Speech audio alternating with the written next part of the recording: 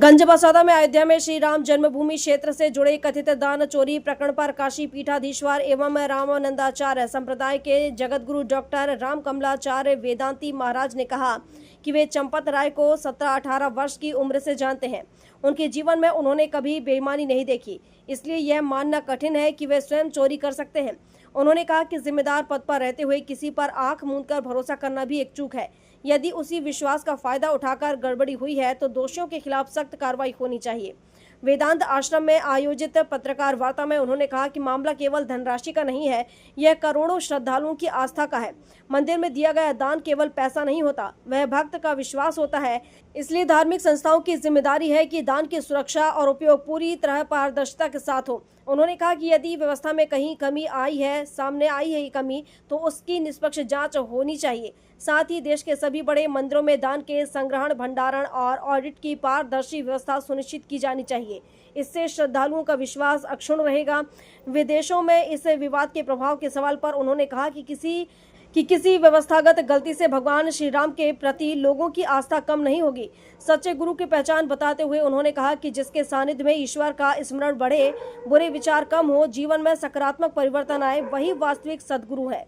कई माता पिता जिम्मेवार हैं और माता पिता को अपने बच्चे पर एकदम 1 वर्ष की अवस्था से ही उसके संस्कारों के सृजन के लिए सावधान हो जाना चाहिए। जिनके बच्चे सत्संग में आ रहे हैं, जिनके बच्चे माँ बाप के अनुसार चल रहे हैं, मंदिरों में जा रहे हैं, पूजा कर रहे हैं, प्राय कर वो बच्चे उससे अछूते हैं अभी भी। और ऐसी बड़ी संख्या में जितनी भक्ति, मैं पूरे विश्व में जाता हूँ, जितनी भक्ति हमारे मध्य प्रदेश में लोगों में पाई जाती है, उतनी भक्ति आप यहाँ सत्संग में बैठ जाइए, यहाँ पर हजारों बच्चे यहाँ पर सत्संग में बैठे हुए होते हैं। और मुझे पूरी विश्वास है कि जो बच्चे सत्संग में बैठ रहे हैं वो नशे की ओर नहीं जाएंगे। और सत्संग की कथाओं को भी करने वालों को केवल यही नहीं कि राम जी का जन्म कहाँ हुआ था, उन्होंने रावण को कैसे मारा, वही ना सुना है। इन्हीं कथाओं के माध्यम से कि भगवान श्री राम जी नशा नहीं करते थे, कृष्ण जी नशा नहीं करते थे, तो बच्चों में वो प्रेरणाएं दें ताकि वो बच्चे इस नशे से बच सकें। इसका ये उपाय है कि माता पिता को अपने बच्चों के लिए जागरूक होना चाहिए। हस्तक्षेप रहेगा। देखिए, अभी तो एक जो राम जन्मभूमि न्यास तीर्थ की जो समिति है, वो न्यास तीर्थ की समिति तो अभी निर्णय हुआ नहीं। वो लोग केवल दे रहे हैं कि इनका दे देना चाहिए, उनका दे देना चाहिए, इनको दे देना चाहिए, उनका दे देना चाहिए, वो चल रहा है। और वस्तुतः उस समिति का राम जन्मभूमि न्यास तीर्थ क्षेत्र जो है उसका अभी कोई चयन हुआ नहीं।